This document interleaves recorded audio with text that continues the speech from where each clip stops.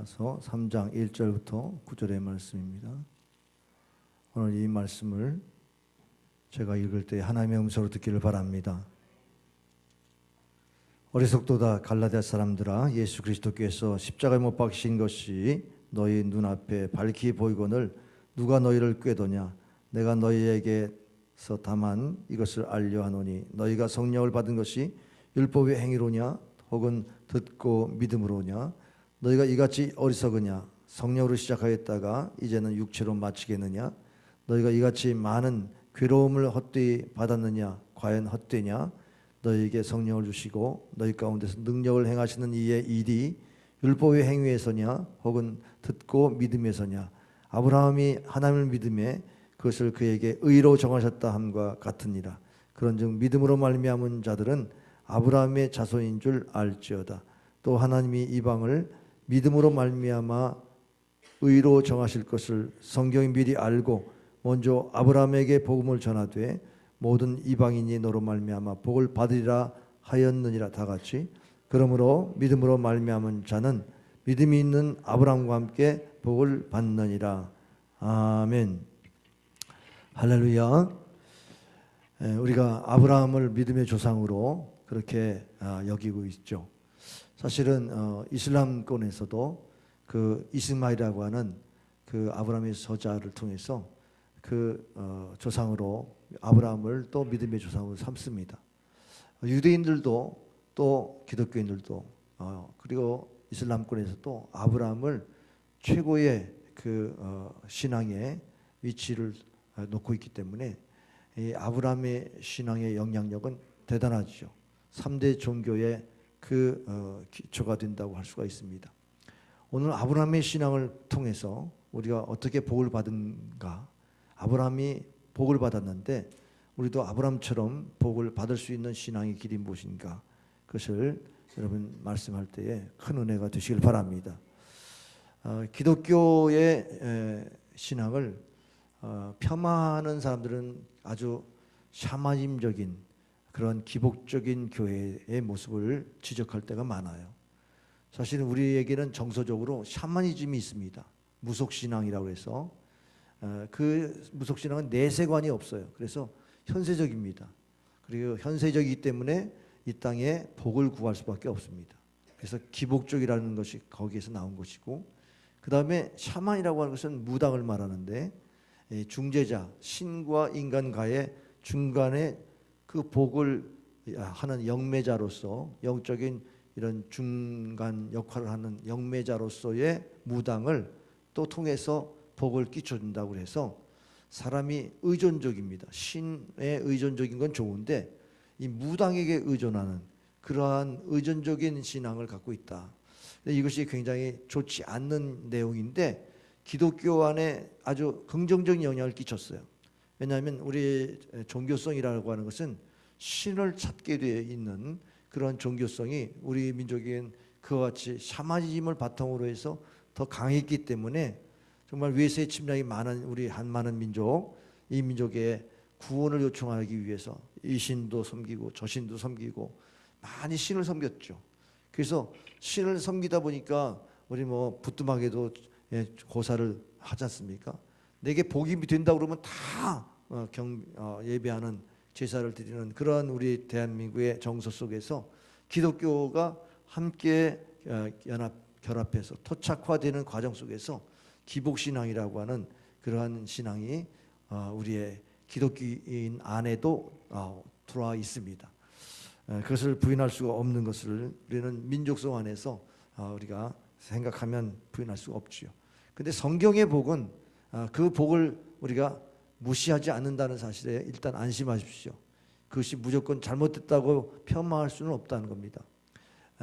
신명기 30장 19절 20절에 보면은 내가 오늘 하늘과 땅을 불러 너에게 증거를 삼노라.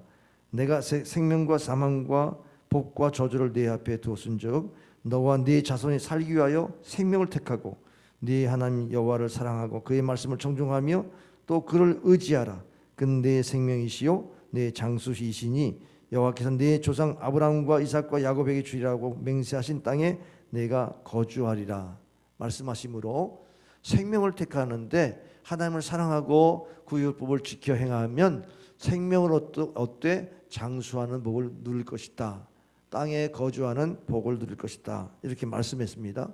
그러니까 우리가 이 땅에서도 잘 살 수 있는 복을 약속하셨는데 이 말씀에는 우리에게 선택권이 있다는 거예요.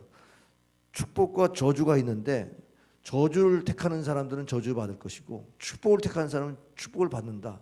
근데 이 축복이 그냥 축복이냐 하면 바로 하나님의 말씀을 택하는 축복입니다. 하나님의 언약 속에 있는 약속을 붙드는 축복, 이것을 우리가 붙들 때에 복이 있다는 겁니다. 중간지대는 없어요. 그냥 우리가 하나님의 말씀을 믿으면 복이고 믿지 않으면 저주라는 사실을 성경이 분명히 말씀하시면서 이걸 너희가 선택하라, 그렇게 말씀한 겁니다. 우리가 복을 선택하는 건 당연하지 않습니까? 누가 저주를 택하는 사람이 누가 있겠어요? 그럼 여러분, 복은 택하는데 그런 복받을 그런 삶을 살고 있느냐? 여기에 질문한다고 그러면 글쎄요, 내가 복을 선택했지만 복받은 신앙생활은 하지 않았다는 그런 결론도 날 수가 있습니다. 야베스의 기도가 있습니다. 역대상 4장 10절에 보면 야베스의 어머니가 기도를 많이 해서 수고로 낳은 아들이, 이 야베스가 어머니 생각하니까 복을 받아야 되겠어요. 어머니가 너무 고생했으니 내가 좀 복을 받게 해달라고. 어떻게 기도합니까? 내게 복을 주시려거든 지역을 넓혀 주십시오. 그러니까 이 현세적인 복, 이 생활의 복을 구하면서 그러나 환난 중에 근심이 없게 하옵소서 하였더니 그것을 하나님이 허락하셨다고 그랬습니다. 다시 말해서 영적인 복도, 환난이 올 때에도 근심하지 않을 수 있는 그런 평강의 복도 그렇게 구했다는 것입니다.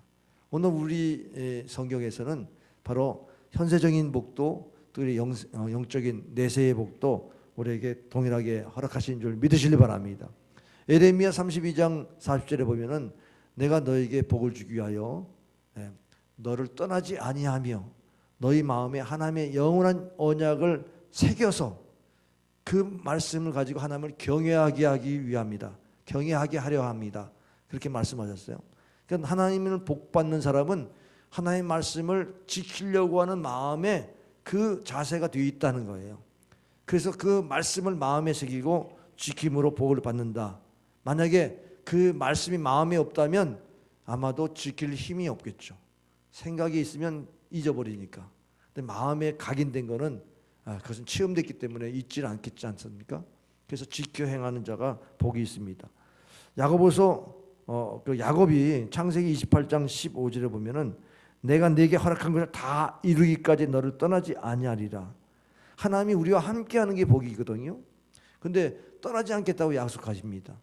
또 가나안 땅에 들어가기 전에 모압 평지에서 모세가 마지막 설교를 하는데 신명기 31장 8절에 보면 여호와 그가 네 앞에서 가시며 너와 함께 하사 너를 떠나지 아니하시며 버리지 아니하시리니 너는 두려워하지 말라 놀라지 말라 이렇게 말씀하셨어요.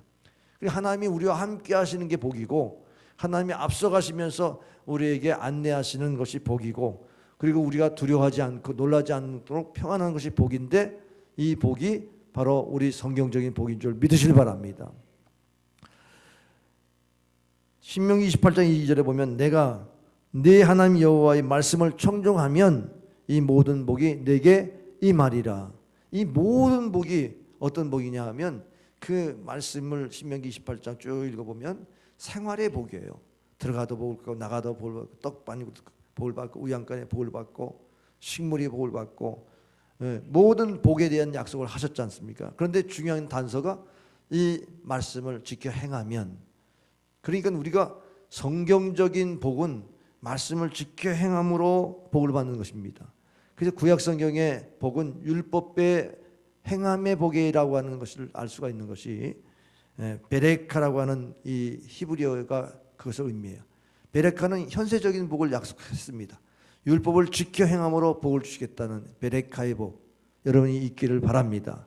그런데 신약에 와서는 우리가 산상수훈에 마카리오스라고 하는 신명의 가난한 자가 복이 있나니 복일지어다 하면서 시작하는 마카리오스라고 하는 단어는 이거는 우리에게 영적인 복이죠. 이것은 심령의 복이죠. 우리의 영혼의 복을 말합니다. 그래서 주님으로 즐거워하는 복, 이것이 신약 성경의 복입니다. 그런데 오늘 아브라함에게 복을 말씀하신 이 복은 율로기아라고 하는 것입니다. 그것은 관계의 복입니다. 그것은 믿음으로 의롭다함을 받는 복입니다. 하나님과의 관계에서 복을 받아야 율법을 지킬 수 있고, 그래서 복을 받게 된다, 그 말씀이에요. 그러면 자, 순서를 따져보세요.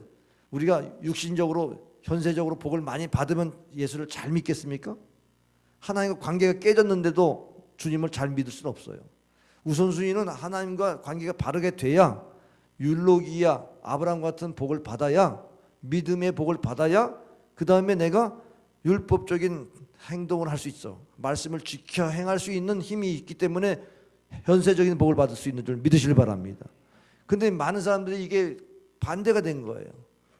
이 땅의 복만 구하지 하나님과의 관계를 유지하는 이 복을 구하지 않는 이런 문제가 심각한 문제입니다. 그래서 우리는 율법이냐 은혜냐, 율법의 행위냐 말씀을 듣고 믿음으로 사느냐의 이 긴장관계가 늘 있어야 돼요. 이것이 따로 떨어져 있는 게 아닙니다. 우리가 말씀을 듣고 믿음으로 행하는 그런 삶을 살아야 되는데, 이게 항상 은혜가 떨어지면 말씀을 못 지키니까, 그래서 긴장관계가 있어야 한다는 것입니다. 프랑스의 극작가 앙드레 지드가 돌아온 탕자라는 소설을 썼는데, 그 내용을 보면은 누가복음 15장에 있는 말씀을 근거로 한 거죠. 그 탕자는 집을 떠났어요. 그래서 왜 집을 떠났냐 질문하니까 아버지가 늘 나와 함께 하는 줄 알았어요. 그 집은 자기가 세상에서도 아버지가 함께하는 그런 아버지로 생각해요. 육신의 아버지는 거기까지 세상으로 같이 할 수 없지 않습니까? 그러니까는 이 탕자는 영적인 복을 못 받고 있으니까 그 세상에 나가서도 아버지와 함께한다고 하는 생각은 이거 어리석은 거예요. 영적인 복은 어딜 가든지 함께하는 것이 믿어지는 건데, 아니 하나님과 함께하는 영적인 복이 없는데 어딜 간들 아버지 생각은 나겠죠. 아, 이럴 때 아버지 집에는 좋은 게 많은데 내가 이거 이렇게 고생하고 살 바에 아버지 집에 돌아가야 되겠다, 그렇게 생각하는 그런 아버지와 함께하는 생각은 있지만 실제적으로 아버지의 축복이 그 자녀에게 미치지 못했단 말이죠. 근데 그 아버지 집에는 누가 있습니까? 형이 있어요. 형은 상속자입니다. 근데 형은 늘 자기가 현세적으로 복을 받을 거라고 생각을 해요. 나는 아버지 말씀 한 번도 거스르지 않고 순종했으니까 복을 받을 것이다. 이거 율법적인 태도입니다. 자기는 이렇게 행하니까 복을 줄 거다. 왜? 그 안에는 은혜가 없어요. 동생 집 떠났는데 마음에 끌지도 않고, 동생 애틋하게 사랑하는 마음도 없고, 그냥 아버지 시키는 대로만 한 겁니다. 그냥 종처럼 그냥 아버지 시키는 대로 한 것이 복이라고 생각했어요. 이게 율법의 행위예요. 그러면 이 아들이 돌아올 때에 아버지가 죽었다 다시 살아났으니까 막 잔치를 배설하잖아요. 그래 잔치를 배설하고 난 다음에 그 다음에 형이 어떻게 대화하죠? 아버지, 나는 이 집에서 집 떠나지 않고 아버지께 충성을 다했는데, 아니 나는 염소새끼도 대접하지 않으면서 저 아들은 아버지 유산 다 허비했는데도 아니 그렇게 소를 잡아가지고 동네 사람 불러서 잔치할 수 있습니까? 너무너무 섭섭하다는 거예요. 그러니까 이 큰 아들은 아주 자기는 당연히 율법적인 태도를 가지고 복을 받을 줄 알았는데 아버지의 마음에 사실은 걸리는 얘기를 한 거죠. 그게 은혜가 없이 그렇게 얘기하는 것은 하나님이 축복할 수가 없다는 겁니다. 여기에서의 그 소설의 초점은 뭐냐면 탕자가 돌아온 후 그 이후의 삶에 대한 초점입니다. 자, 탕자가 이제 잔치를 배설하고 자기의 신분이 회복됐어요. 이제는 아버지의 아들로서의 신분입니다. 그런데 어떻게 살아야 됐죠? 형 눈치를 보는 거예요. 형이 내가 이렇게 돌아와서 기뻐하지 않는 거 보니까 뭐가 괘씸한가 보다. 아버지가 저렇게 대접해 준 거에 대해서, 자기 대접 안 한 거에 대해서, 뭐 환대해 주지 않은 거에 대해서 굉장히 아주 안 좋은 마음을 가졌구나. 그러면서 자기가 아버지 사랑 받는 거 독차지하는 게 이게 부담인 거예요. 그래가지고 눈치를 보고 이렇게 형식적으로 또 아버지와 이렇게 마음으로 이렇게 나누는 게 잘 안 되죠. 또 아버지도 보니까 전에는 야 내가 죽었다 다시 살아나왔다 그런데 자꾸 뭘 시키는 거예요. 아버지가 일 시키면 내가 순종해야 되는데 아유 주님 앞에 순종하듯이 순종하니 안 되는 거죠. 그냥 과거가 잘못됐으니까 과거 생각하면서 내가 지금은 잘해야지, 그런 인간적인 생각을 가지고 또 순종합니다. 그러니까 율법이 우리 안에 찾아온다는 게 맞아요. 우리가 신앙생활하면서 예수님을 믿을 때 처음에 은혜를 받았어요. 하나님의 은혜가 너무너무 놀랍잖아요. 나 같은 죄인은 이렇게 용서를 받을 수 있구나. 그래서 감사하고 그 하나님의 사랑을 감격했는데, 그 다음 날도 밤낮 그런 잔치가 있나요? 그렇게 아버지가 그렇게 사랑으로 늘 환영해 주나요? 이제는 네가 이제 거듭났으니 이제 바로 살아라. 네? 사람답게 살고 가족의 그 명분을 잘 하면서 살아야 되지 않겠어요? 그러니까는 아버지의 사랑을 무조건 받아들이는 이 은혜가 형하고 아버지하고 이렇게 살아가는 관계 속에서 이게 율법적인 태도로 바뀔 수 있는 가능성이 너무 많은 겁니다.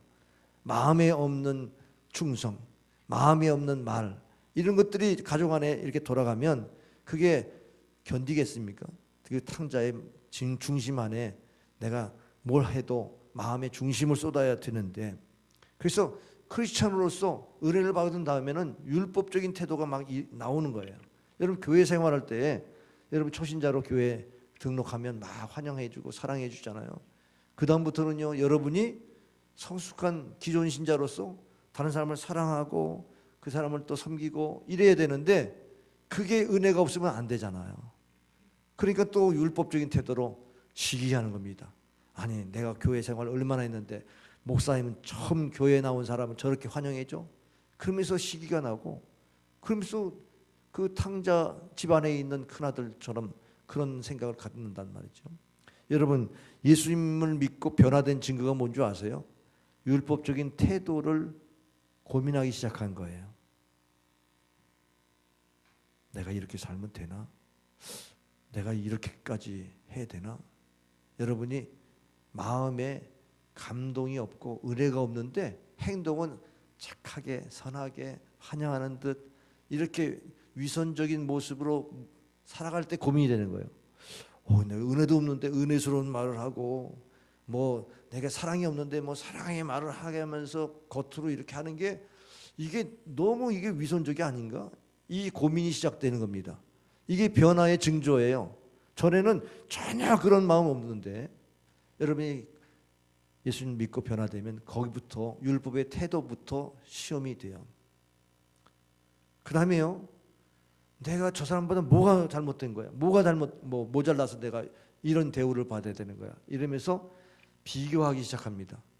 근데 은혜는요, 하나님과 1대1로 만나는 데 은혜가 있지, 수평적으로 만나면요, 이게 누구의 은혜는 뭐 다른가요? 똑같은 은혜인데, 부모가 자식에게 똑같이 사랑해도 느끼는 게 다 다르듯이 우리는 하나님과 1대1의 관계에서 은혜가 유지되는 거고, 사랑과의 관계에서는 그 은혜를 유지할 때에 다 자기 생각대로 뭐 내가 뭘 잘났냐 잘못났냐 이게 비교하면서 은혜를 잃어버리기 쉬워요. 그래서 우리가 내가 행위로서 잘해보려고 그렇게 태도를 갖습니다. 내가 누구에게 마음 잘 들도록, 목사님께 잘 보이도록 내가 열심히 충성하고, 또 성도들에게 좋은 신자라고 좋은 성도라고 인정받기 위해서 또 열심히 하고 자기 의를 앞세우면서 하는 거예요.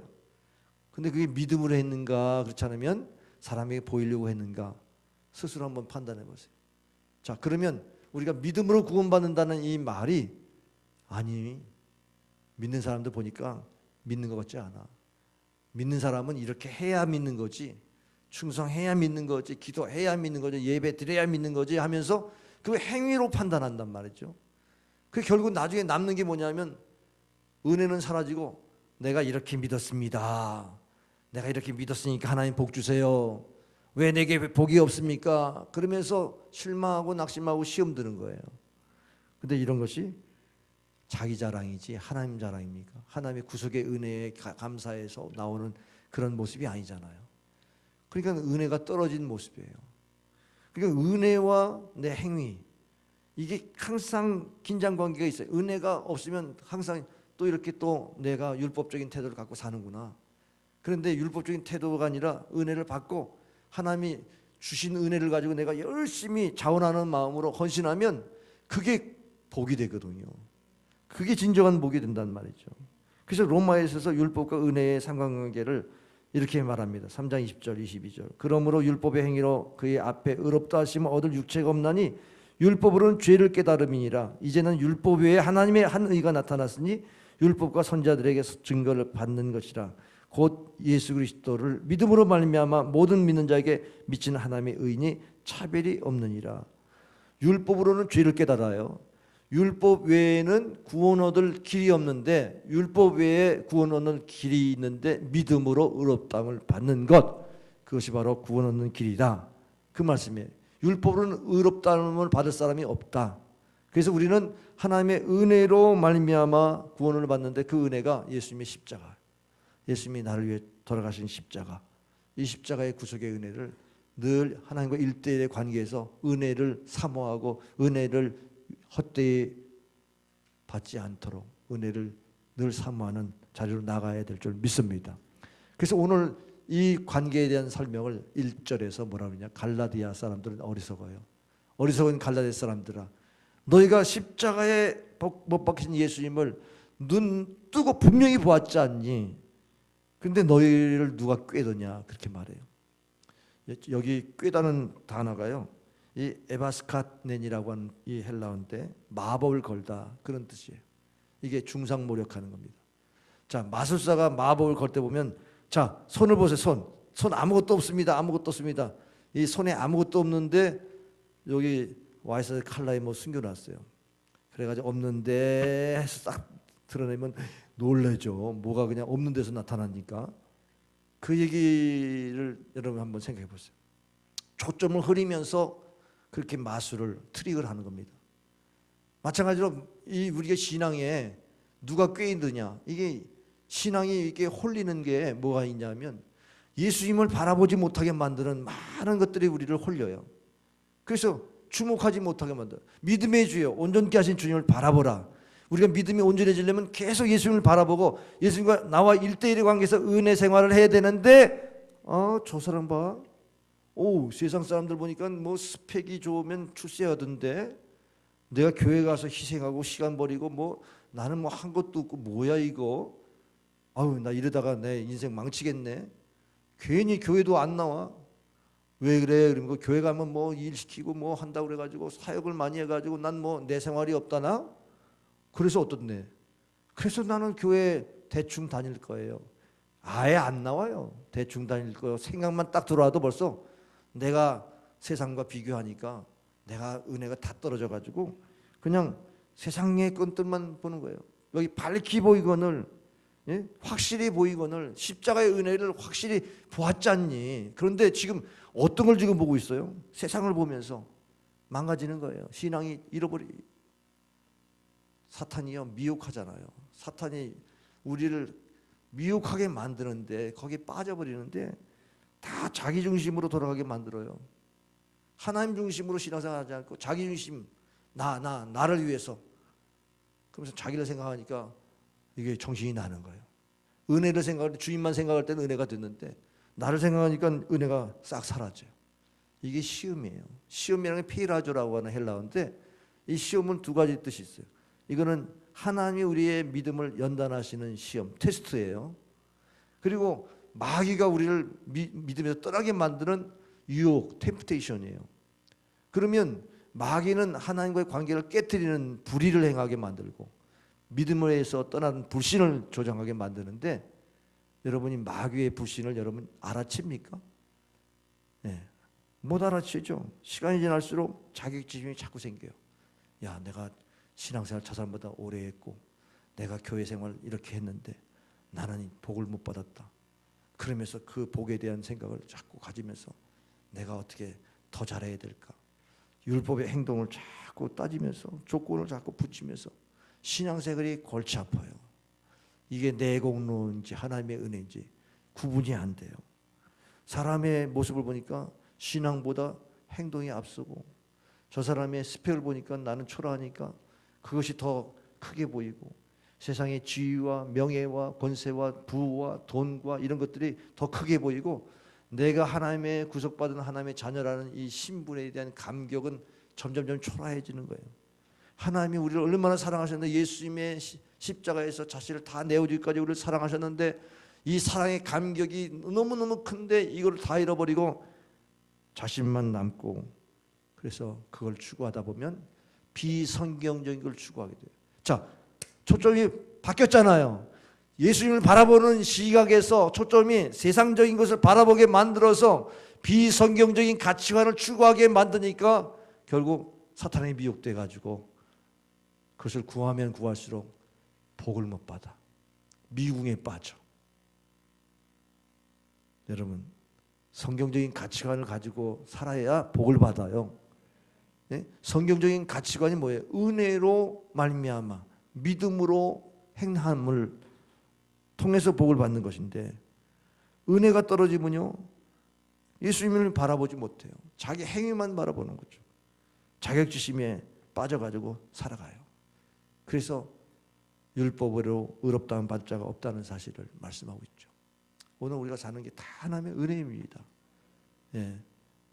하나님의 은혜인 것을 고백하시기 바랍니다. 나의 나됨이 하나님의 은혜입니다. 이 고백이 언제 한 고백이에요? 지금도 하고 있습니까? 그 일본에 마스시오 그룹이 있는데 아이와나 파나소닉을 창업한 분입니다. 94세까지 장수했어요. 570개의 기업에 13만 명의 종업원을 거두는 대기업의 경영 창업자 그 마시다 고노스케가 경영의 규제라고 말하면서 사람에게 어떻게 이렇게 성공할 수 있었습니까? 라는 질문 앞에 뭐라고 답을 하냐 하면 이렇게 답을 합니다. 나는 하늘에서 세 가지 은혜를 받고 세상에서 태어났다. 첫째는 가난함. 집에서 태어났기 때문에 부지런히 일하지 않으면 잘 살 수 없다는 것을 깨달았다. 둘째는 허약함. 나는 허약한 몸으로 태어났기 때문에 몸을 아끼고 건강에 힘을 써서 90이 넘도록 강한 체력을 유지하고 있다. 셋째는 못 배운 것. 초등학교를 중퇴했기 때문에 항상 이 세상의 모든 사람을 스스로 받아들이고 배우는 데 노력해서 많은 지식과 상식을 얻었다.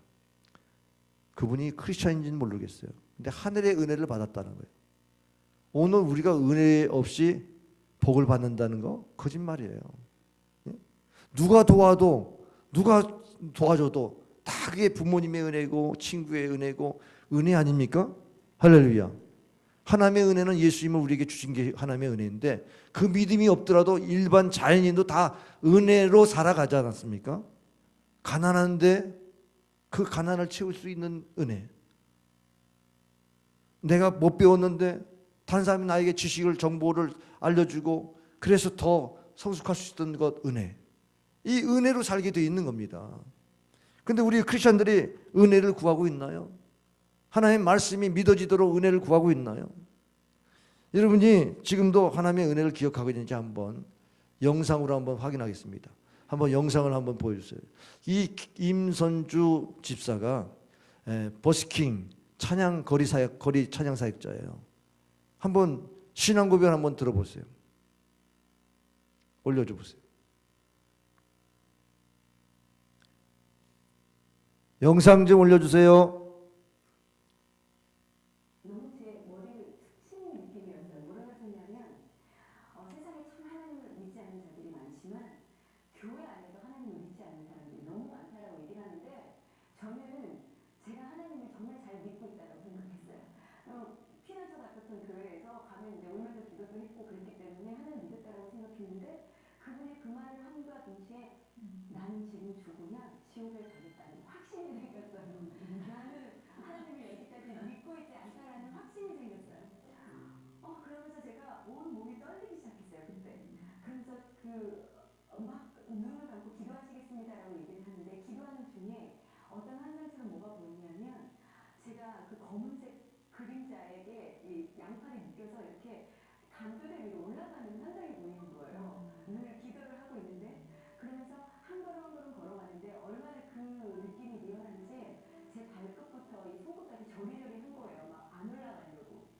그렇게 제가 한 칸 한 칸 계단을 올라가고 눈을 딱 떠서 이제 곧 죽게 생겼는데 갑자기 음성이 들렸어요.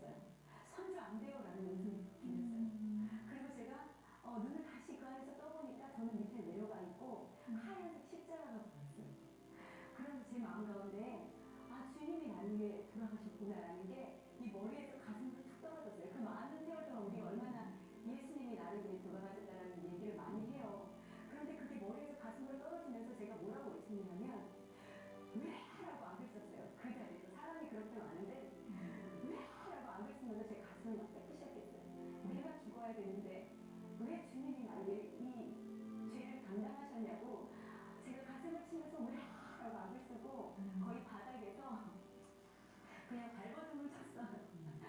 발버둥을 막 치면서 했는데 그 목사님이 제게 오셔서 성령님 더 부어주세요 라는 그 음성이 들리고 저는 계속 왜라고 악을 쓰기 시작했고 짐이 다 빠질 동안 기도를 했던 것 같아요. 그렇게 왜라고 외치고 그 집사님이 그 집에 갈 수 있겠냐고 물으시더라고요. 아무 이제 없고 사람들이 없고. 그래서 제가 겨우겨우 집에 와서 자는 딸을 보면서 미안하다고 얘기를 했어요. 그 1년 동안 떨어뜨려 놓은 것이 너무 저한테 죄책감으로 다가와서 미안하다고 얘기하니까 그 딸이 하는 말이 엄마 용서해, 엄마 괜찮아, 내가 용서해 줄 수 있겠냐고, 엄마를 용서해 줄 수 있어? 라고 얘기하니까 엄마 괜찮아, 엄마 용서해 라고 얘기를 해줬어요. 그때 이제 아이를 재우면서 제가 그렇게 주님께 여쭤봤어요. 속으로 기도하면서 주님 왜 그러셨어요? 왜 이 죄 많은 저를 위해 그렇게 모든 고통을 다 당하셨어요? 라고 얘기했을 때 마지막에 되게 말씀을 해주셨던 게 선주야 내가 너를 죽기까지 사랑해. 그 십자가 고통이 하나도 아프지 않아. 내가 너를 사랑한다라고 말씀해 주셨어요. 그 말씀이 너무나도 선명하고 너무 나지막했지만 너무나 선명해서 제 안에 눈물은 너무 났지만 뱃속부터 난 살았구나. 이제 주님 때문에 내가 살았고 이제 내가 참 기쁘다라는 그 기쁨이 막 뱃속부터 나오기 시작하면서 제 입에 찬양해 주셨어요. 너무 말씀이 없는 아이였으니까 하도 들었던 말씀이 많아서 들었던 찬양이 많아서 그 만왕의 왕 내 주께서라는 찬양이었어요. 그때 찬양이 십자가 십자가 내가 처음 볼 때 나의 마음의 큰 고통 사라져 십자가 네 맞아요. 그 찬양 근데 그 원사님들 진짜 되게 많이 하시는 찬양이라고 내가 처음 볼 때 나의 마음의 큰 고통 사라져 오늘 믿고서 내 눈이 밝았네. 네, 참 내 기쁨 영원하나 맞아. 그 찬양을 주시면서 제가 아이를 토닥토닥 하면서 그걸 계속 토닥토닥 기억이 나요. 그때 이후로 괜찮아요.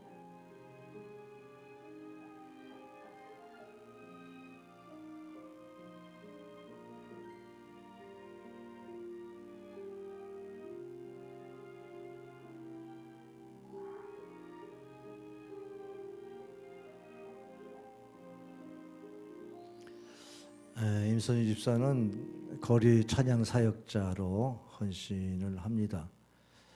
이혼하고 남편이 양육권을 가지고 아이를 키우다가 하나님 앞에 기도하고 응답받아서 딸을 데려왔는데 딸이 그렇게 용서한다고 하는 그런 회복을 주셨다. 그런 간증인데 여러분 한번 왜 나를 위해서 죽으셨습니까?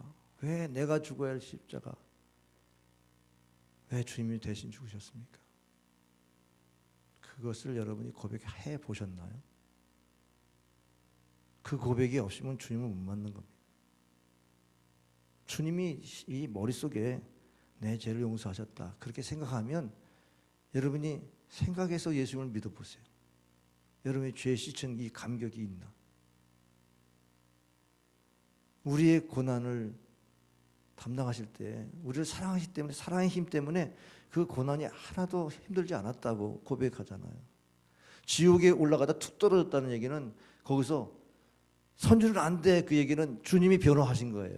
쟤는 예수 믿는 사람이에요. 그러니까 지옥의 문에 안 들어가고 살아났지 않습니까? 예수님의 보혈이 있는 영혼에게는 나를 위해서 죽으신 예수님과 나와 동일시하는 겁니다. 내가 죽어야 할 그 자리에 주님이 대신 죽으셨습니다. 이게 하나님과의 나와의 은혜의 관계가 이게 바로 율로기아 하나님의 복인 거예요. 이 율로기아의 복이 없는데 우리가 베레카 세상의 복을 어떻게 가지고 산들 그게 하나님 영광을 드러낼 수 있겠습니까? 그게 자기 자랑이 되지 하나님의 십자가의 구속의 은혜를 높일 수가 있겠어요?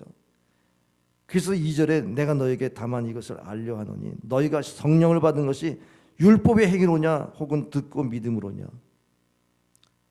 여러분이 뭘 잘했기 때문에 복받은 걸 착각하면 안 돼요. 여러분이 성령의 능력이 있었기 때문에 그것이 지켜진 것이지 여러분 스스로 한 것으로 생각합니까? 이 은혜의 힘으로 주의 일을 한 거고 주의 사명 감당한 거죠. 여러분 예수님을 구주로 영접하지 않는데 어떻게 성령의 능력이 임합니까? 예수님이 십자가의 구속에 은혜가 없는데 어떻게 성령의 능력이 임하겠어요? 그 행위의 그 율법을 지킬 수 있는 힘이 있겠습니까?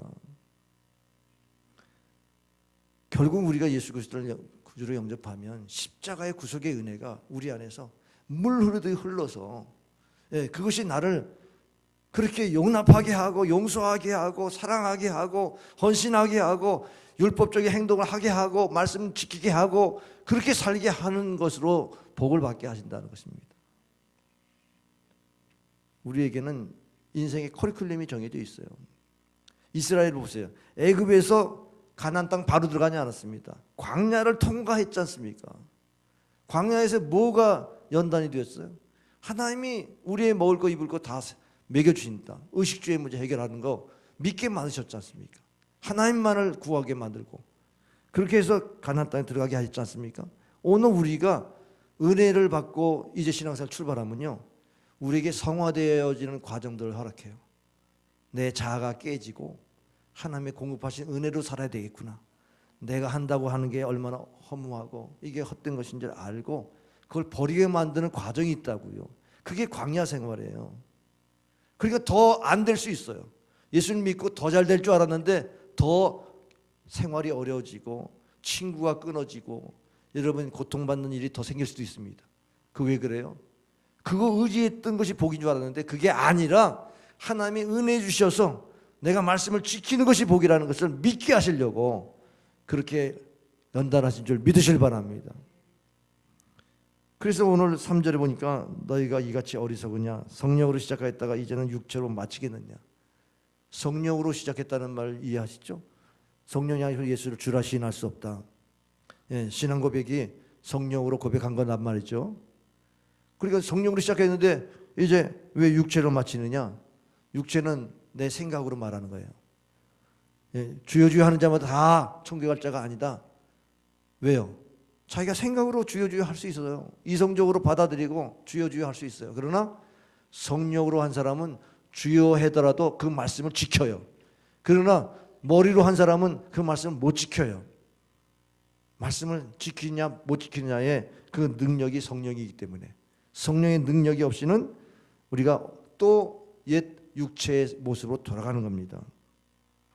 여기 어리석다는 말이 노에토이라고 하는다는데 아는 아니다는 접속사고 이 에토이라고 하는 이 말씀은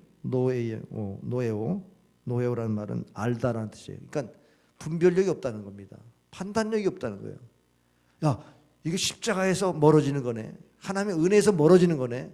분별하면 그 길을 따라가겠습니까?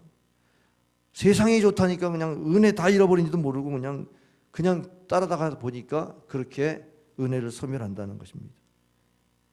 그래서 4절과 5절에 보니까 성령으로 시작했다 육체로 마치는 것 자체가 그게 멸망이에요. 멸망.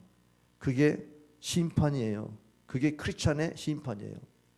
자, 성경에 보니까 이렇게 멸망받은 한 왕이 있는데 이스라엘의 초대 왕 사울 왕입니다. 사울 왕이 처음에 왕이 될 때요, 사무엘에게 기름 부을 때에 하나님이 그에게 기름 부어서 세울 때 사무엘상 10장 6절에 내게는 여호와의 영이 크게 임하리니 너도 그들과 함께 예언을 하고 변화의 새 사람이 되리라. 예언할 수 있는 성령의 감동이 있었단 말이죠. 자, 성령으로 시작했습니다. 근데 이 사울이 어떻게 육체로 마치죠?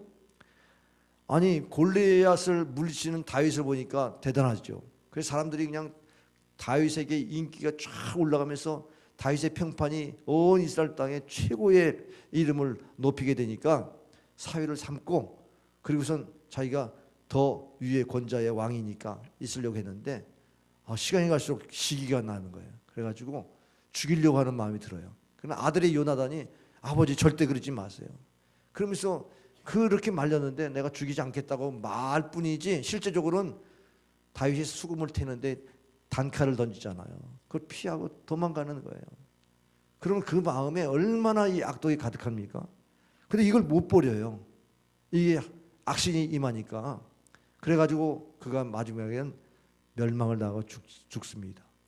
예, 그 자살이라고 할 수 있는 거예요. 예, 병사의 칼에 거기 자기 몸을 던져가지고 자살하고 죽습니다. 이 비참한 이 사울이 왜 이렇게 됐는가? 놀라지 마세요. 잘 들으세요.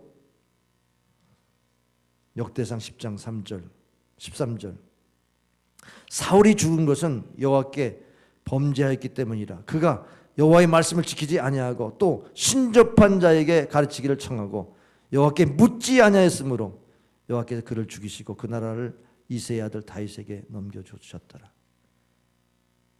이 다윗을 죽이려고요, 신접한 여인 무당에게 찾아간 거예요. 찾아가가지고 사무엘을 올리게 만들어서 사무엘의 예언을 듣고, 그리고선 그가 깜짝 놀란 거죠. 예? 다윗이 왕이 될 것을 듣고 그는 더 이상 다윗을 죽일 수가 없는 그 한계 상황에 부딪혔어요. 하나님께 묻지 않는 인생, 다시 말해서 은혜를 사모하지 않는 크리스찬, 하나님의 말씀으로 살려고 하지 않는 크리스찬, 어디로 갑니까? 자기 운명을 어디다 맡기고 어디로 갑니까? 무당에 가서 점치나 하고 여인에 받고 토종기비다 보고 세상의 운명에 여러분의 인생을 맡길 겁니까? 이게 세상의 영이 가득한 사람의 모습이지요. 사탄에게 미혹되는 거예요. 사탄은요, 여러분이 육신적으로 생각하는 거 잘한다고 그럽니다. 인간적으로 하는 거 잘한다고 그래요. 그 다 미혹하는 겁니다. 십자가를 바라보지 못하게 만들어요. 예수님도 십자가에 달리실 때에 이 잔을 내게서 패스팅할 수 없습니까? 지나게 할 수는 없습니까? 육체의 고난 때문에 그렇게 약해지셨어요. 그런데 그때 사탄이 얼마나 역사했겠어요. 제자들 다 잠자게 하고 중보기도 다 끊어버리고 막 씨름하는데 예수님이 그렇게까지 인간이 연약해졌는데 또 기도하면서 아버지의 뜻대로 하옵소서. 아버지의 뜻은 십자가에 죽는 거잖아요. 내가 십자가에 죽겠습니다. 그리고 딱 일어나서 그 길을 가셨지 않습니까? 거기서 사탄이 지는 거죠. 우리가 인간적인 생각을 버리고 하나님의 생각을 집어넣는 길은요, 사탄과의 씨름이 있는 겁니다. 여러분이 어때요? 인간적인 생각으로 살아가면 인간의 생각은 사망이요, 영의 생각은 생명이다, 평안이다. 육신의 생각으로 여러분 살아보세요. 사람에게 묻지요. 하나님께 묻습니까? 기도하고 하나님 뜻대로 살아가려고 합니까? 성령의 인도를 받고 살아가려고 합니까? 그렇지 않지 않습니까? 그래서 믿음으로 사는 길이 뭐냐? 오늘 아브라함을 소개해줘요. 아브라함이 어떤 믿음 생활했느냐? 오늘 6절에 보니까 하나님을 믿음으로 의롭다함을 받았다. 이게 율로기가 이 복을 받았어요. 하나님과의 관계에 바른 복, 의롭다함을 받았습니다. 이신칭의의 복이죠. 이게 창세기 15장에 나와 있는 내용을 인용한 건데, 창세기 15장에 어떤 일이 있었습니까? 아브라함이 85세에 아들이 없었어요. 그런데 하나님이 나타나셔가지고 내가 너에게 이 별처럼 창대케 하리라, 후손을 창대케 하신다는 말씀을 하시면서 네 몸의 날짜가 후사다고 말씀하니까 그걸 믿었다는 거예요. 그 믿음을 가지고 살아가는데 뭐 10년이 지나도 뭐 자식이커녕 뭐 15년까지 자식이 없었어요. 100세까지 자식이 없었잖아요. 그런데 중간에 생각이 달라진 거예요. 야, 이러다가 자식 없이 그냥 후손 없이 끝나는 인생이 될까 봐 안 되겠다. 사라의 몸종에서 사라가 아브라함에게 말합니다. 내 몸종하고 그래서 동침해서 아들을 낳으시라고 이렇게 얘기하는 걸 그대로 받아가지고 자식을 낳았는데 하갈이 그 몸종에서 난 이스마엘을 낳았지 않습니까? 그런데 성경은 뭐라고 그러냐? 이 하갈이 이게 육신의 자녀라는 거예요. 갈라디아서 4장 23절에 여종에서 육체를 따라 낳고 자유에 있는 여자에게서 약속으로 말미암았느니라. 이것은 비유니 이 여자들은 두 언약이라. 하나는 신의 산으로부터 종을 낳은 자니 곧 하갈이라. 인본주의적인 생각이 들어오면요, 이런 일을 버리지 않습니까? 믿음의 글이 그렇게 간단하지 않아요. 뭐 기도하면 즉각 응답하시면 여러분 믿음 생활 잘하겠지만 은혜 가운데에 살아가도록 하는 방법 중에 하나가 우리에게 오랫동안 참게 하시고 오랫동안 기다리게 하시고 믿음을 고백하게 만들어요. 그래서 오늘 8절과 9절에 보니까 아브라함과 함께 복을 받는다고 9절에 말씀하죠. 아브라함이 어떤 신앙인데 믿음으로 말미암은 사람은 아브라함과 함께 복을 받는다는 것인데, 아브라함에게 어떤 믿음이 있었어요? 8절 다시 한번 읽어보세요. 8절 다 같이 시작.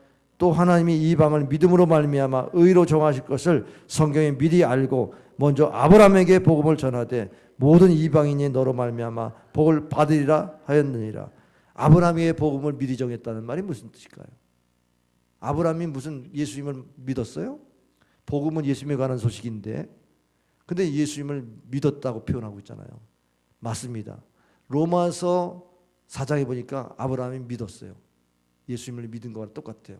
아브라함의 믿음을 이렇게 표현합니다. 기록된 바 내가 너를 많은 민족의 조상으로 세웠다 하신 것 같이 그가 믿은 바 하나님은 죽은 자를 살리심이 없는 것을 있는 것으로 부르시는 이시니라. 아브라함이 바랄 수 없는 중에 바라고 믿었으니 이는 네 후손이 이와 같으리라 하신 말씀대로 많은 민족의 조상이 되게 하려 하심이라. 보세요. 아브라함이 100세가 돼서 낳을 수 없잖아요. 경수가 끊어진 아내의 몸에서 어떻게 낳을 수 있겠어요? 그런데 죽은 자 가운데 다시 살리시는 부활의 신앙, 없는 것도 있게 하시는 창조의 하나님에 대한 신앙, 바랄 수 없는 중에 바라고 믿는 믿음의 신앙, 소망의 신앙, 이 신앙을 가졌다고 평가하고 있지 않습니까? 그러니까 이 신앙 고백이 있는 걸 보니까 분명히 예수님을 믿었다는 게 맞어요. 예, 맞습니다. 창세기 22장 14절에 보니까 여호와 이레의 축복을 받아요. 결정적인 복이 이 여호와 이레의 복이에요. 아들을 바치라는 거예요. 100세에 난 아들을 바치라는 거예요. 그러면 믿음이 연단되기 전에는 아들 바칠 수 있겠어요? 못 바치죠. 근데 이 아들이 어디서 왔어요? 하나님이 허락하셔서 온 아들 아니에요. 100세에 낳은 아들이 어떻게 육신적으로 자연이 낳은 아들하고 비교할 수 있겠어요? 그 약속의 아들 맞아. 하나님의 약속대로 언약대로 우리에게 가정의 아들을 허락하셨다. 그 믿음으로 낳은 아들이에요. 그런데 하나님 믿음으로 이걸 바치랍니다. 근데 이거 바칠 믿음이 있었으니까 바친 거죠. 그래서 모리아산에 올라가서 아들을 번제 위에 물로 드리려고 하는데 하나님이 아브라함 아브라함아 이제 네 믿음을 내가 알았다. 네가 나를 사랑하는 줄 알았으니 저 순양 숯불에 걸린 순양을 대신하여서 번제로 드리라. 그래서 하나님이 산에서 준비하셨더라. 예비하신 복이 바로 여호와 이레 복인 줄 믿으시길 바랍니다. 그러니까 예수님이 대신 죽으시고 거기서 부활하게 하시는 이 은혜를 경험한 것이 아브라함이잖아요. 그럼 아브라함 같은 믿음, 내가 죽을 것 같은데도 내가 믿음으로 살겠습니다. 십자가를 짊어지겠습니다. 자기를 부인하고 십자가를 짊어지면서 순종하고 나아가는 데까지 나갈 때에 거기에서 아브라함과 같이 복을 받는 거죠. 할렐루야. 그게 하나님이 주신 율로기아의 복, 믿음으로 의롭다함을 받는 자의 복인 줄 믿으시길 바랍니다. 여기 인간적인 생각이 이 안에 들어갈 수가 없어요. 여러분 교회 생활하면서 율법의 행위로 말미암아 복을 받는다 그러면요, 다 인간적인 생각이 들어가 가지고 그렇게 행동하고 복을 받으려고 해요. 근데 그게 아니고 하나님 말씀했어요. 아멘. 순종하고 기도하고 하는 것, 이건 믿음으로 하는 겁니다. 그러니까 교회 생활을 어떻게 하는 거예요, 여러분? 여러분 인간적으로 다 율법의 행위로 복을 받겠다고 하면 여러분 계속해서 복은 없고 신앙생활 율법적으로는 태도로 그렇게 살다가 어떻게 받을지, 복은 어떻게 받을지 모르겠어요. 시험이 있습니다. 큰 시험은 큰 사람이 될 거고 작은 시험은 작은 사람으로서 또 시험이 있어요. 근데 그 시험에 어떤 시험이에요? 육의 생각을 벗어버려야 해요. 성령으로 시작해서 육체로 마치지 않도록 여러분 하나님과 나와 1대1의 관계에서 십자가에 달리신 예수님을 바라보면서 구속의 은혜를 감격하면서 살아가는 거, 그걸 놓치지 않는 그 자리에 있어야만 그 은혜 속에서 나 같은 사람이 이런 겸손함이 있으므로 성령 충만받고 성령으로 행하게 되는, 그래서 순종이 그렇게 놀랍도록 하나님께 영광이 되고 복이 되는 줄 믿으시길 바랍니다. 저는 우리 성도들에게 이 말씀을 전하면서 지난 제가 목회하면서 제가 이런 자세를 가지고 목회해 온 것 같은데 우리 성도들이 이 메시지를 지금 어떻게 듣고 있는지 모르겠어요. 율법이냐 은혜냐의 긴장 관계가 있습니까? 십자가에서 눈이 떨어지는 순간 여러분이 뭔데, 무슨 대단한 사람인데 교만합니까? 우리가 십자가의 은혜에서 사라지는 순간 내가 다시 일어나 가지고 교만하고 하나님께 묻지 않으면 어떻게 된다고요? 내 마음대로 살잖아요. 무서운 겁니다. 육체로 맞추는 게 이게 멸망인 겁니다. 우리가 신앙생활 주님 앞에 설 때까지 끝까지 성령에 이끌려서 살아야 돼요. 기도하고 살아야 돼요. 은혜 없이 살 수 없는 인생인 겁니다. 기도하겠습니다.